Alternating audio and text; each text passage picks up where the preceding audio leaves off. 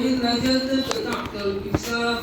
فأقبل الحسن نحو الكساء وقال السلام عليك يا جداه يا رسول الله، أتأذن لي أن أدخل معك تحت الكساء؟ قال وعليك السلام يا ولدي ويا صاحب حوضي قد أذنت لك. فدخل معه تحت الكساء، فما كانت إلا ساعة وإذا بولدي الحسين قد أقبل وقال السلام عليك يا أمه. فقلت عليك السلام يا ولدي ويا قرة عيني وثمرة فؤادي. فقال لي يا أماه إني أشم عندك رائحة طيبة كأنها رائحة جدي رسول الله صلى الله عليه وآله. فقلت نعم إن جدك وأخاك تحت الكساء. فدر الحسين نحو الكساء وقال السلام عليك يا جداه، السلام عليك يا من اختاره الله، أتأذن لي أن أدخل معكما تحت الكساء؟ فقال وعليك السلام يا ولدي ويا شافع أمتي قد أذنت لك. فدخل معهما تحت الكساء. فأقبل عند ذلك أبو الحسن علي بن أبي طالب وقال السلام عليك يا بنت رسول الله. فقلت عليك السلام يا أبا الحسن ويا أمير المؤمنين. فقال يا فاطمة إني أشم عندك رائحة طيبة كأنها رائحة أخي وابن عمي رسول الله. فقلت نعم ها هو مع ولديك تحت الكساء.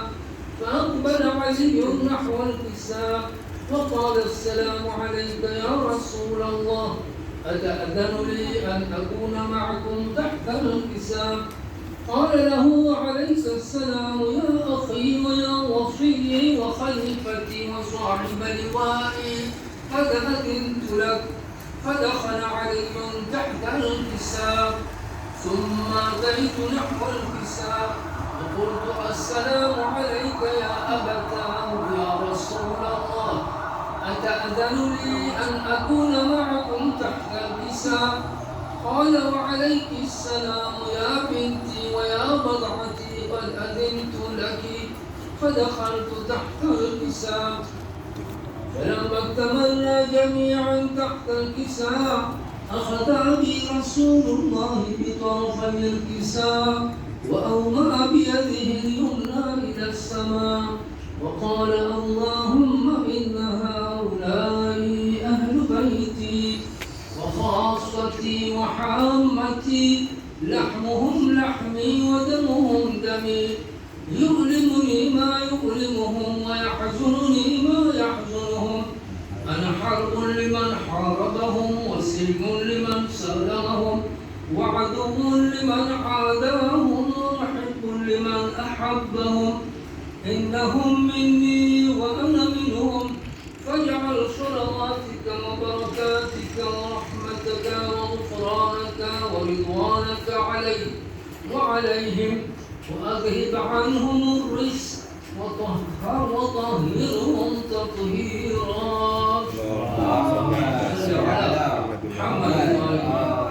فقال الله عز وجل يا ملائكتي ويا سكان سماواتي إني ما خلقت سماء مبنية ولا أرضا مدحية ولا قمرا منيرا ولا شمسا مضيئة ولا فلكا يدور ولا بحرا يجري ولا فلكا يسري إلا في محبة هؤلاء الخمسة الذين هم تحت الكساء. فقال الأمين جبرائيل يا رب ومن تحت الكساء؟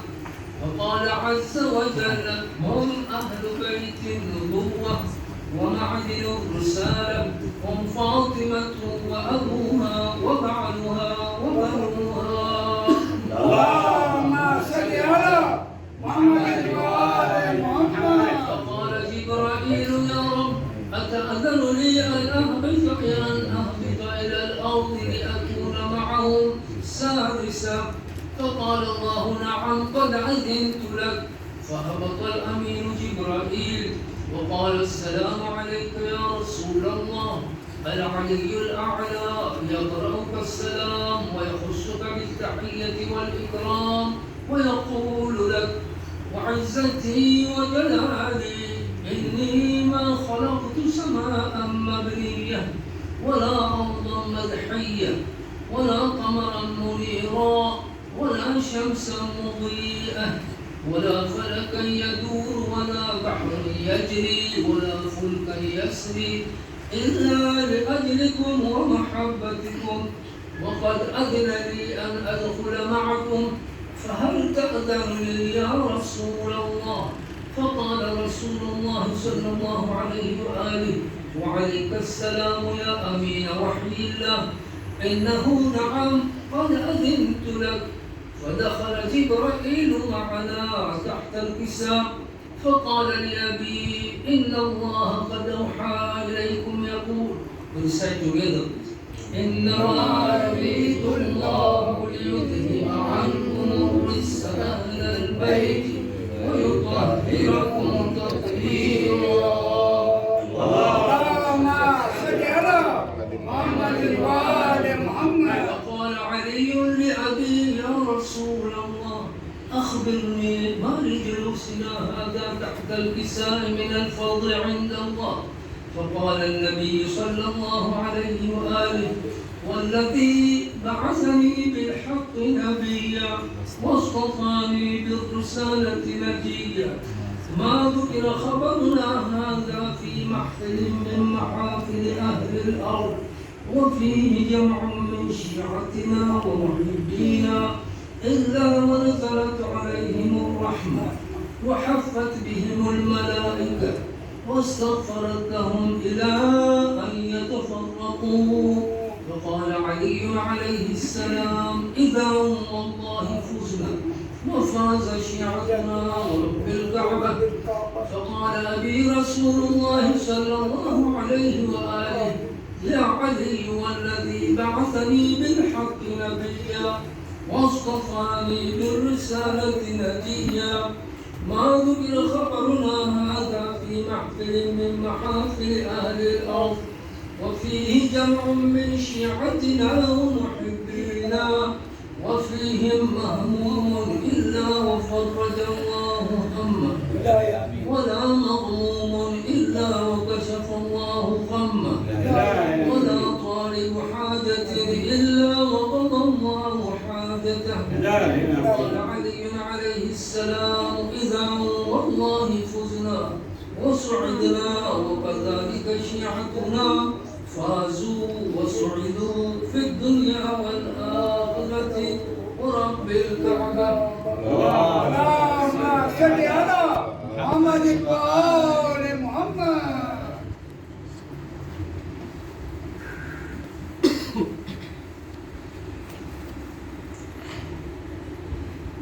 أمين السلام عليكم ورحمة الله وبركاته. وعليكم السلام ورحمة الله وبركاته. Few weeks before we started Shakiyat Salat, the 9th Sahih is Sahih Shakiyat, and I promised that I'm going to repeat those 4. When you get doubt in Salat, 4 rakat namaz, pause to think. If you resolve the correct, then act on it. If the doubt persists, then act on the mas'ala. If there is more probability on one side than the other, then act according to the side of probability. In a 4 rakat salat, if a person doubts after second siddah, if it is second or third, he should count it as third and finish the namaz, and 1 rakat by standing namaz ihtiyat according to obligatory precaution.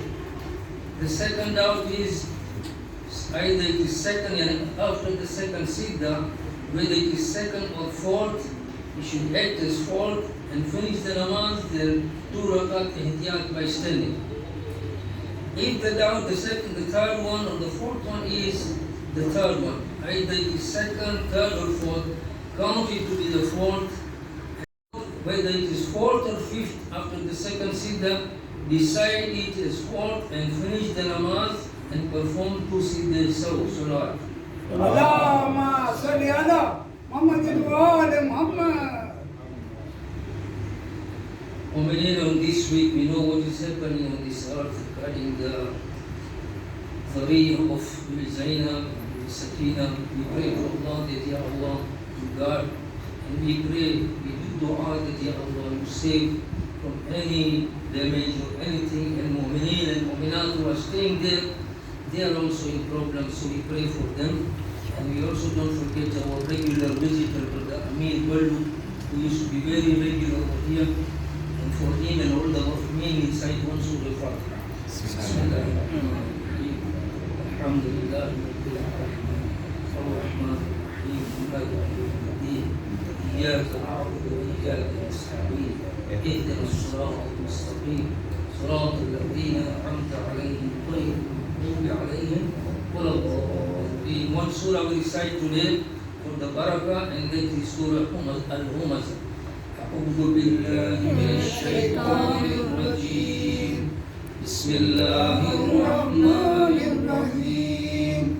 ويل لكل همزة لمزة الذي جمع مالا وعدده يحسب أن ماله أخلده كلا لينبذن في الحطمة وما أدراك ما الحطمة نار الله الموقدة التي تطلع على الأفئدة إنها عليهم مؤصدة في عمد ممددة صدق الله العلي العظيم. صلوات. Allahumma salli ala Muhammadin wa ali Muhammad. Hasan.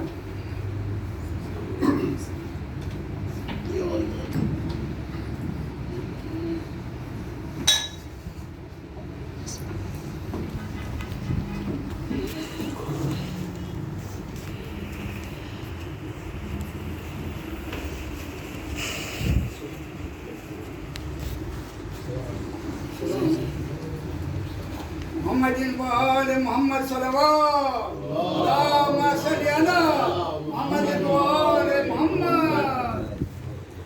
اندھیرے اندھیرے یتیموں سے چھپ کے سر قبر زہرا علی رو رہے ہیں. اندھیرے اندھیرے یتیموں سے چھپ کر سر قبر زہرا علی رو رہے ہیں. تمہاری مصیبت بھلاؤں گا کیسے میں بچوں سے آنسو چھپاؤں گا کیسے. تمہیں یاد کے جو روئیں گے بچے میں بچوں کو اپنے مناؤں گا کیسے. تصور میں زہرا سے کر کے یہ باتیں جھکائے سر اپنا علی رو رہے ہیں. تصور میں زہرا سے کر کے یہ باتیں جھکائے سر اپنا علی رو رہے ہیں. کبھی آنسوؤں کو چھپاتی ہے زینب کبھی بھائیوں کو اٹھاتی ہے زینب. کبھی گھر کے آنگن میں آتی ہے زینب. کبھی ماں کے حجرے میں جاتی ہے زینب. کبھی رو کے دکھیا یہ کرتی ہے نوحہ اٹھو اماں فضا علی رو رہے ہیں. کبھی رو کے دکھیا یہ کرتی ہے نوحہ اٹھو اماں فضا علی رو رہے ہیں.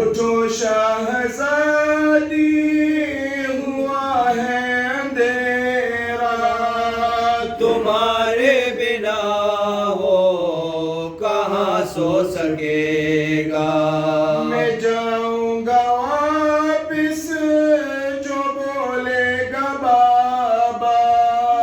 میری ماں کہاں ہے بلا دو خدا را. اکیلے جلا کے چراغ سمو کا سر قبر زہرا علی رو رہے ہیں.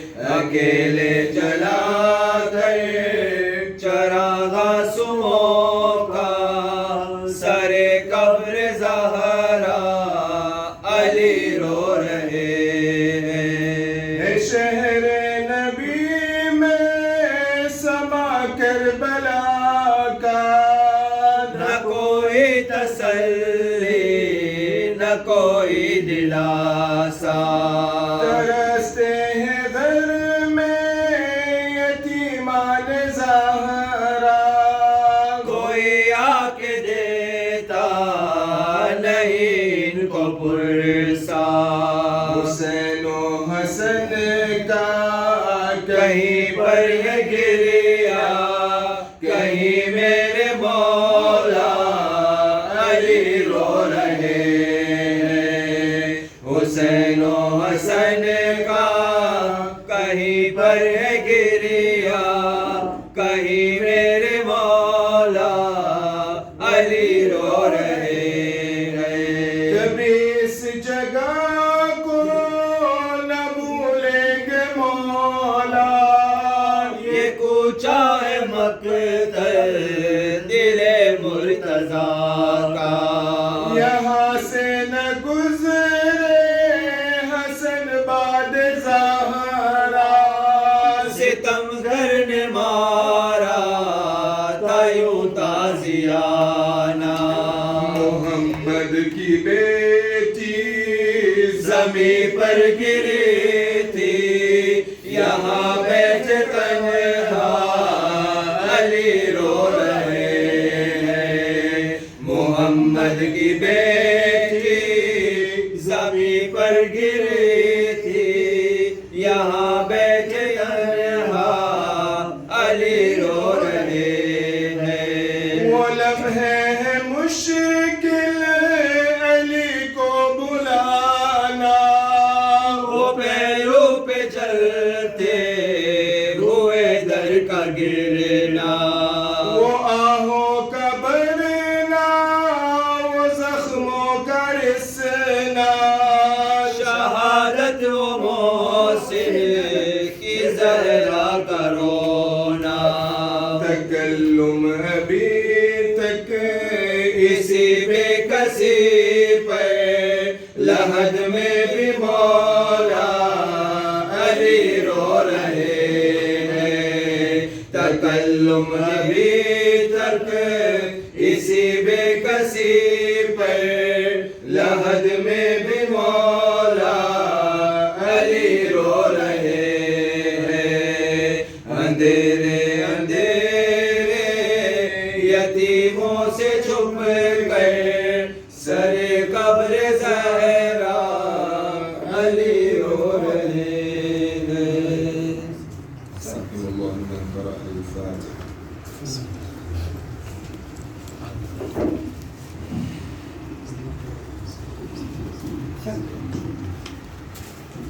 محمد وآل محمد صلوات اللهم صل على محمد وآل محمد وعجل فرجه.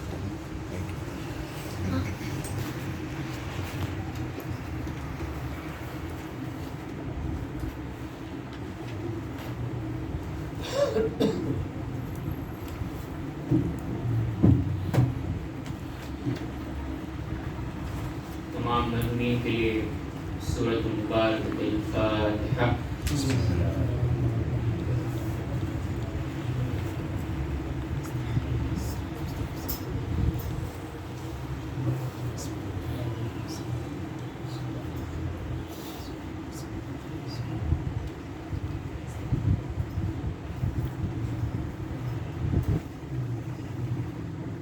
اعوذ باللہ من الشیطان الرجیم.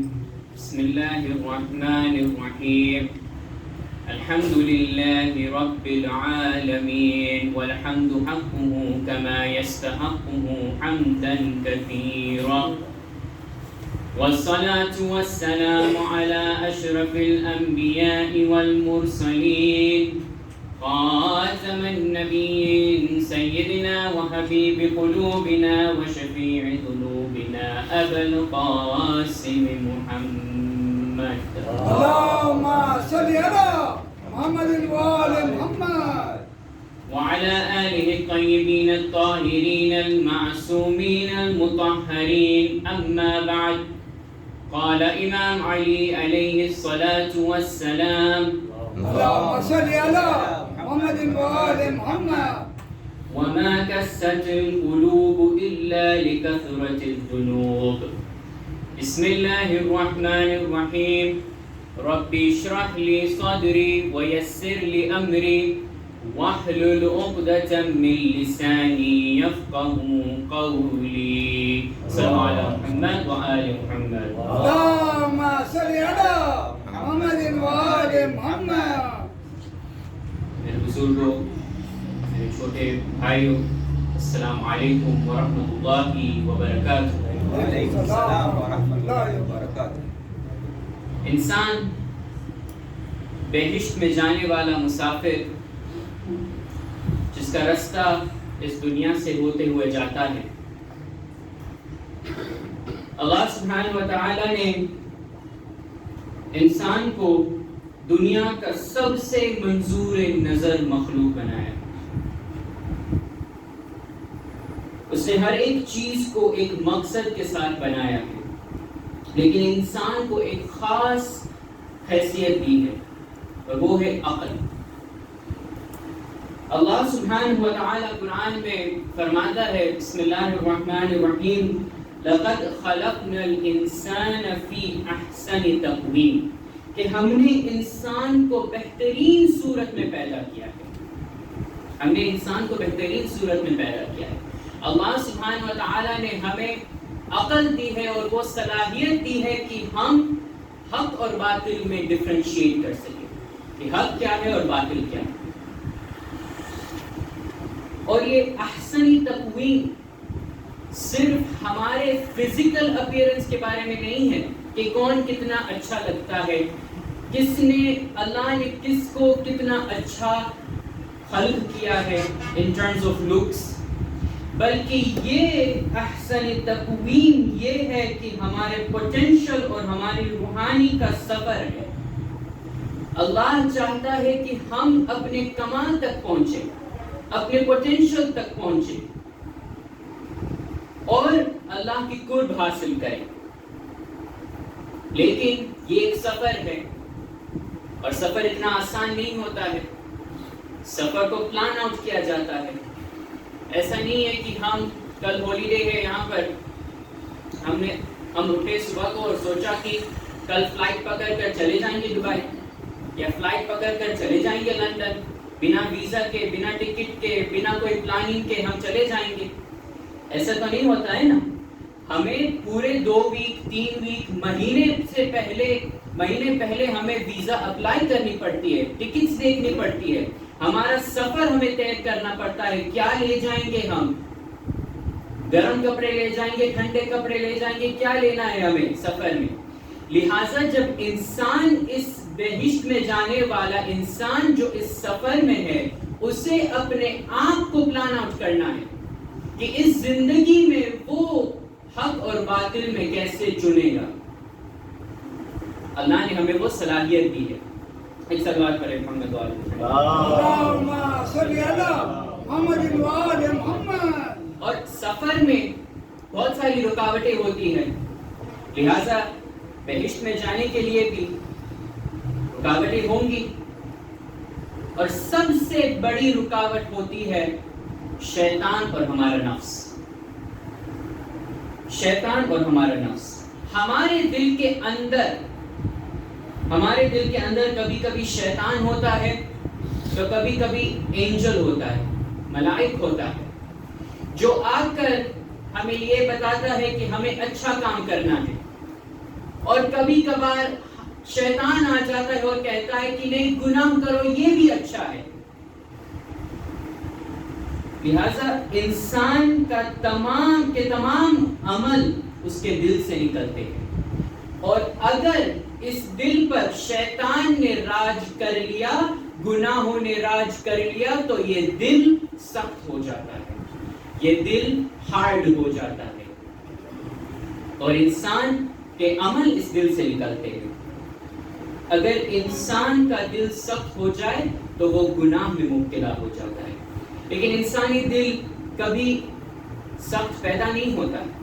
آپ دیکھیں اگر کوئی بچہ پیدا ہوتا ہے اس کا دل کتنا معصوم ہوتا ہے، بڑا جیسے ہوتا جاتا ہے اور جیسے ہی بڑا ہوتا ہے گناہ میں مبتلا ہو جاتا ہے، اس لیے پھر انسان کا دل سخت ہو جاتا ہے. یہ دل کی بیماری ہے اور ہر ایک بیماری کا علاج ہونا چاہیے.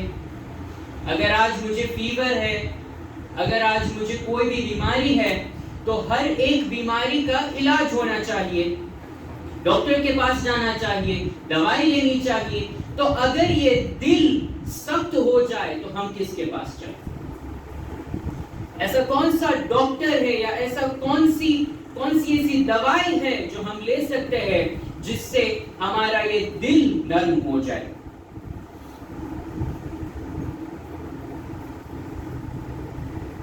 جناب فاطمہ سلام اللہ اللہم صلی علی محمد و آل محمد اپنے خطبے میں بھی لوگوں کو کہتی ہے، جب دربار میں جاتی ہے اور خطبہ دیتی ہے، خطبہ فردیہ، تب لوگوں کو کہتی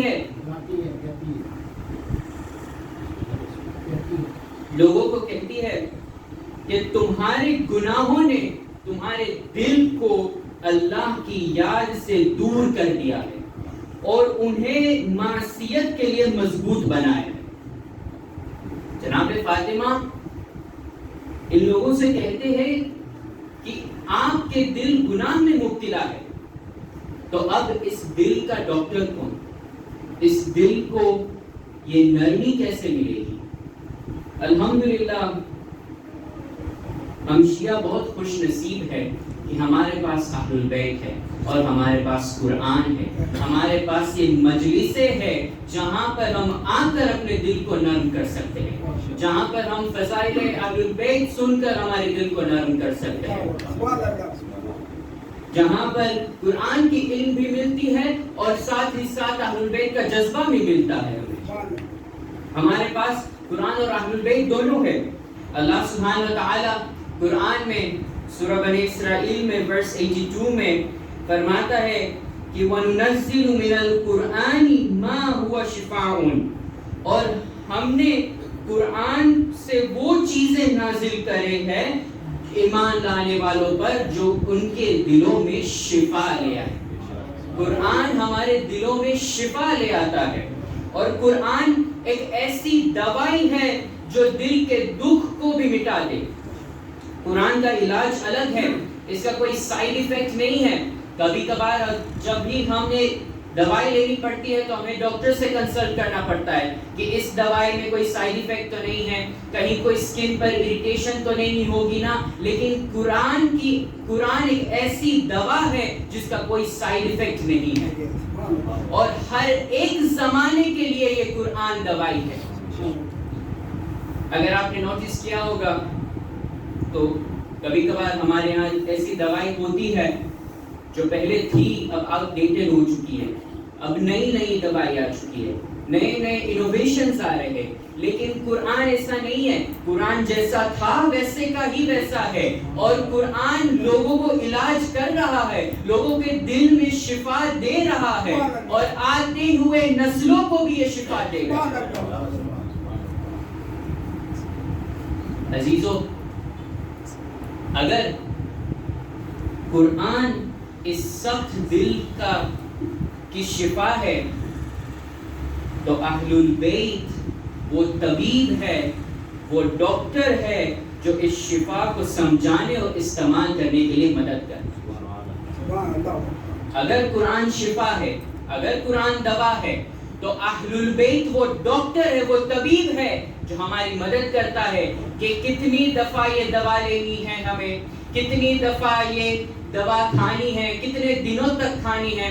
آپ اگر فارمیسی میں جائے اور اگر پرسکرپشن لے کر جائے, فارماسسٹ آپ کو کہے گا نا کہ یہ دوائی آپ کو اتنے دن کے لیے لینی ہے, 2 times a day, ایک صبح کو ایک رات کو. لہٰذا اس نالج کے بغیر آپ کہیں اوور ڈوز نہ لے لیں. لہٰذا اہل البیت وہ طبیب ہے, وہ ڈاکٹر ہے جو ہمیں سمجھاتے ہیں کہ آپ کو قرآن سے شفا کیسے لینی ہے. صلوات پڑھیں محمد و علی اللهم صل على محمد وآل محمد. نار حیدری یا علی. مثال کے طور پر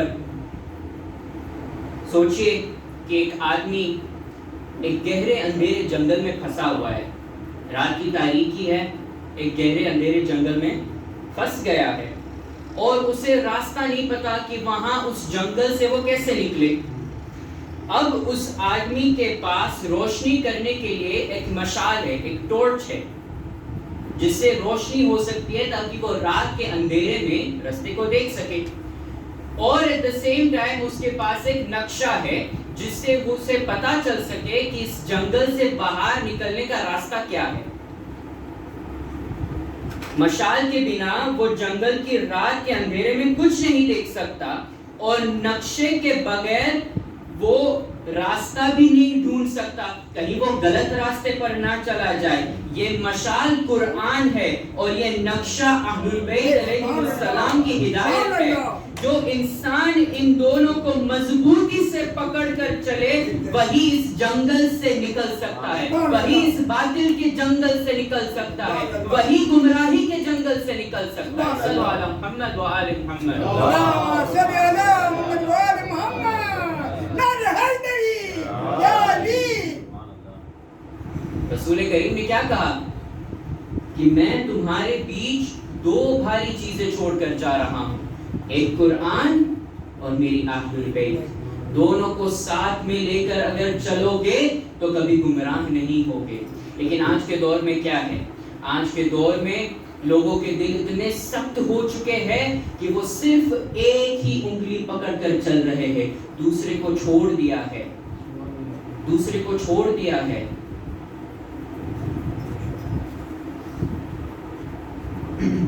سورہ آل عمران میں ورس 132 میں اللہ سبحانہ وتعالی فرماتا ہے وَأَطِيعُوا اللَّهَ وَرَسُولَهُ لَعَلَّكُمْ تُرْحَمُونَ, کہ تم اللہ کی اطاعت کرو, رسول کی اطاعت کرو تاکہ تمہیں اللہ کی رحمت نصیب ہو.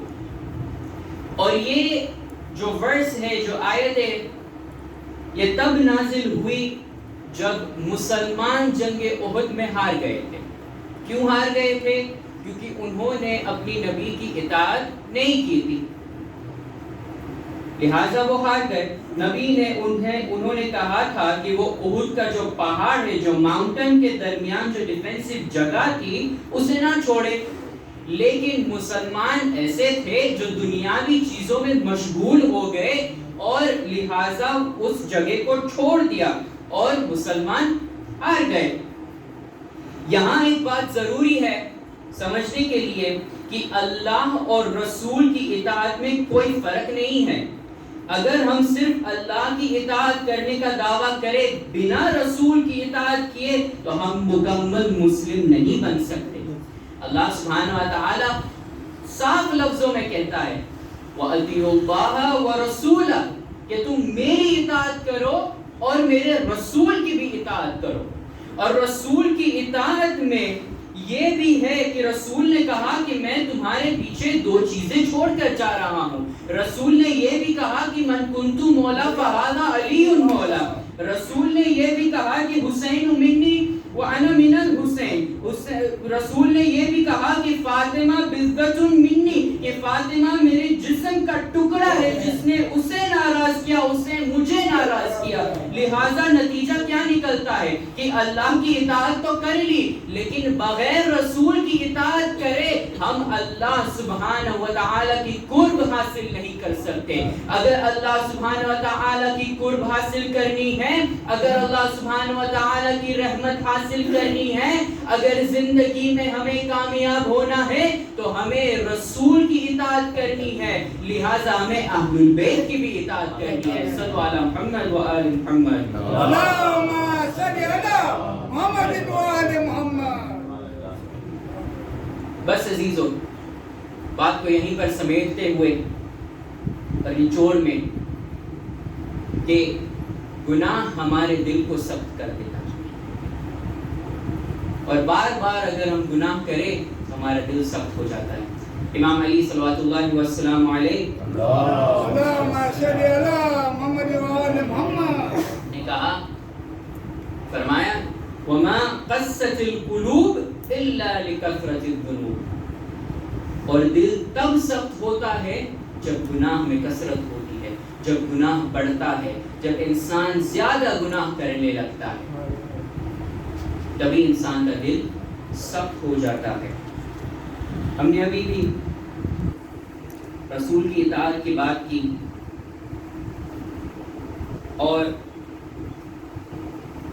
افسوس کہ 1400 سال پہلے بھی لوگ اپنی اطاعت اور اپنے وعدے سے مکر گئے.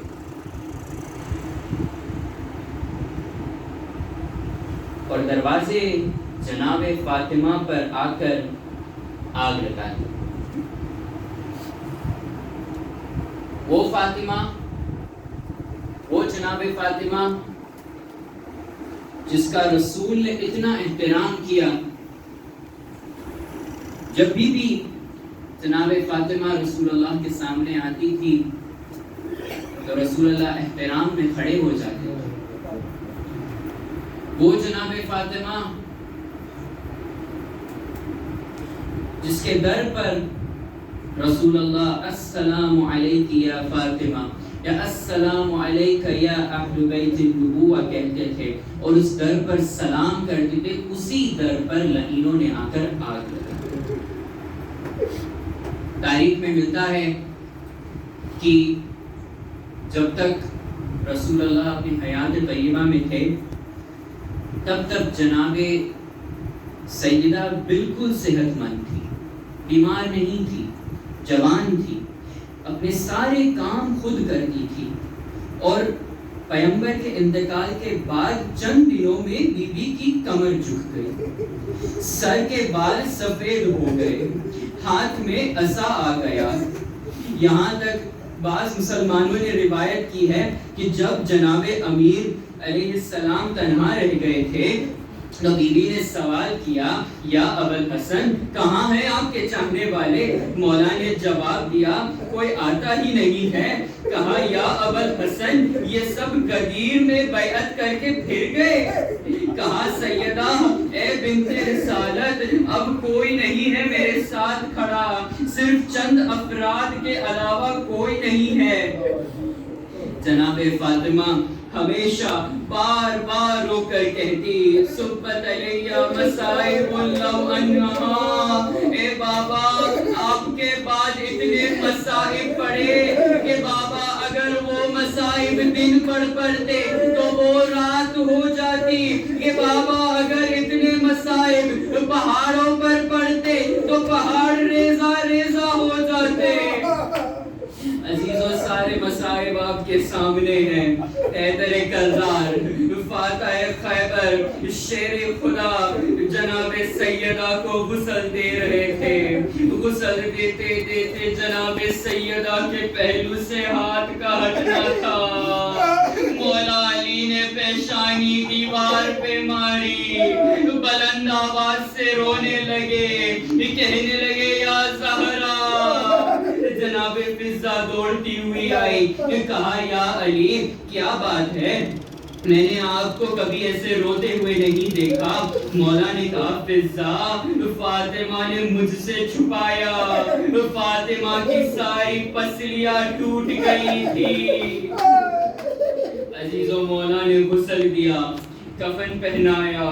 اب جانتے ہیں نا کہ جب کفن پہنا دیا جاتا ہے تو پھر گھر والوں کو بلایا جاتا ہے آخری وداع کے لیے.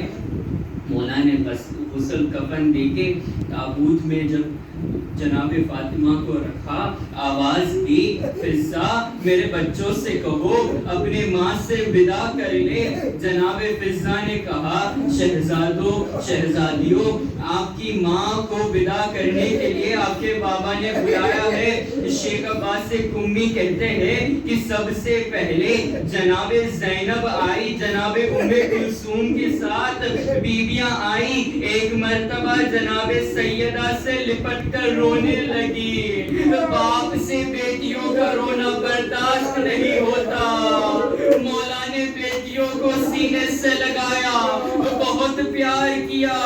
کہا میری بیٹیوں مت رو. میں کہوں گا مولا ذرا کچھ دیر کے لیے کوفے میں آئیے یہاں رات کا وقت ہے باپ کا سایہ موجود ہے. وہاں کوفے میں باغیوں کے نعرے ہیں ہاتھوں میں پتھر ہے نامحرموں کا مجمع ہے لوگ پتھر مار رہے ہیں آپ کی بیٹیاں رو رہی ہے. مولا نے بیٹیوں کو پیار کیا. ایک مرتبہ آواز دی فضہ ذرا میرے بیٹوں سے کہو کہ آ کر ماں سے ودا کر لے. امام حسن مجتبی آئے ماں سے لپٹ کر رونے لگے. شیخ عباس قمی لکھتے ہیں مولا امیر المؤمنین نے کہا فضہ کیا بات ہے میرا لال حسین نہیں آیا. فضہ ذرا حسین سے کہو کہ ماں سے ودا کر لے.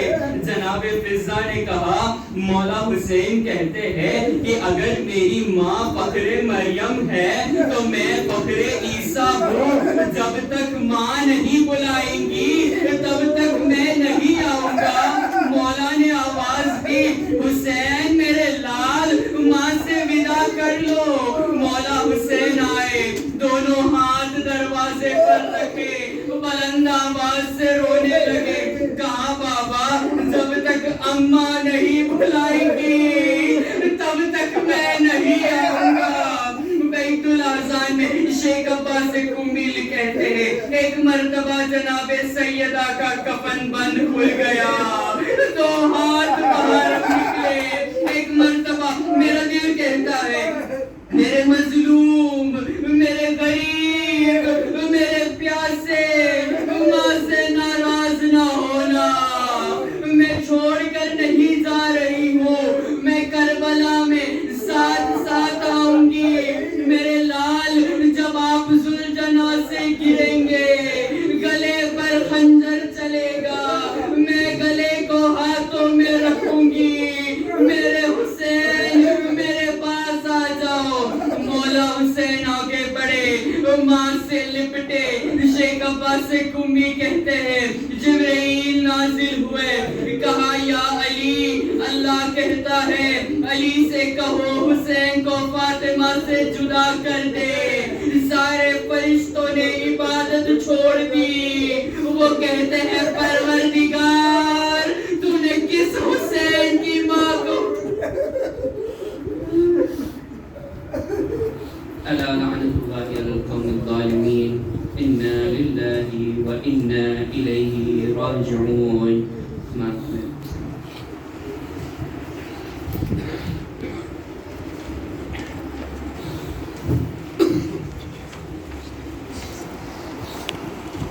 یہ جنازہ فاطمہ کا یہ جنازہ فاطمہ کا وارث تطہیر کا.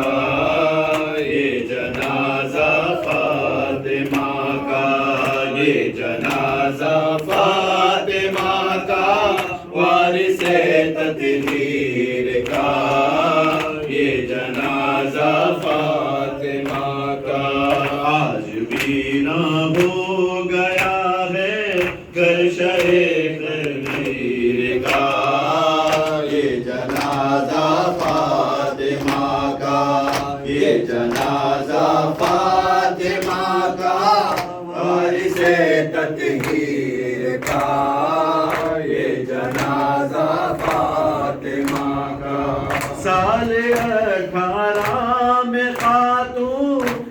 جنا جنت چلی سال 18 میں خاتون جنا جنت چلی سل ہے چھوٹا بیویوں کا شبر و شبیر کا یہ جنازہ فاطمہ کا یہ جنازہ فاطمہ کا وارث تطہیر کا یہ جنازہ فاطمہ کا لینے آتی تھی جو گھر گھر پرسا اپنے لال کا لینے آتی تھی جو گھر گئے پرسا اپنے لال کا آج دینا ہے ہمیں پرسا اسے دل گیر کا یہ جنازہ فاطمہ کا یہ جنازہ فاطمہ کا وارث تطہیر کا یہ جنازہ فاطمہ کا آپ کی امت بابا ٹکڑے کر ڈالا جگے آپ کی امت بابا ٹکڑے کر ڈالا گئے لا تقدیر کا ہے اور نہ جاگیر کا یہ جنازہ فاطمہ کا یہ جنازہ فاطمہ کا وارث تطہیر کا یہ جنازہ فاطمہ کا ہو گئی قربان حیدر کی ولایت کے لیے ہو گئے قربان حیدر کی ولایت کے لیے حال زخمی کر دیا اسلام کی تصویر کا یہ جنازہ فاطمہ کا یہ جنازہ فاطمہ کا وارث تطہیر کا یہ جنازہ فاطمہ کا جا رہی تھی فاطمہ آنکھوں سے جاری اشک تھے جا رہی تھی فاطمہ آنکھوں سے جاری اشک تھے کربلا کا تھا تصور زینب دلگیر کا یہ جنازہ فاطمہ کا یہ جنازہ فاطمہ کا وارث تطہیر کا یہ جنازہ فاطمہ کا دیجیے گا یا علی عباس کو میرا سلام دیجیے گا یا علی عباس کو میرا سلام ہجکیوں میں یہ بیان تھا فاطمہ دلگیر کا یہ جنازہ فاطمہ کا یہ جنازہ فاطمہ کا وارث تطہیر کا یہ جنازہ فاطمہ کا آج ویراں ہو گیا گئے شاہ خیبر گیر کا یہ جنازہ فاطمہ کا یہ جنازہ فاطمہ کا وارث تطہیر کا یہ جنازہ فاطمہ کا سورہ مبارکۃ الفاتحہ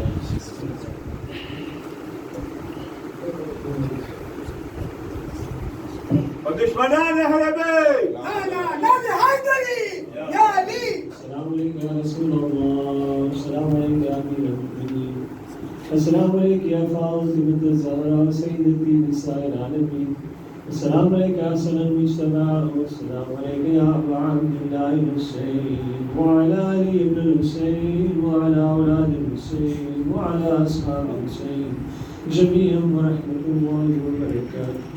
السلام عليك يا غريب الغرباء وبعيد المدار والسلطان والأسناني ابن موسى الرضا شفيعنا وشفيع والدينا في يوم الجزاء ورحمة الله وبركاته.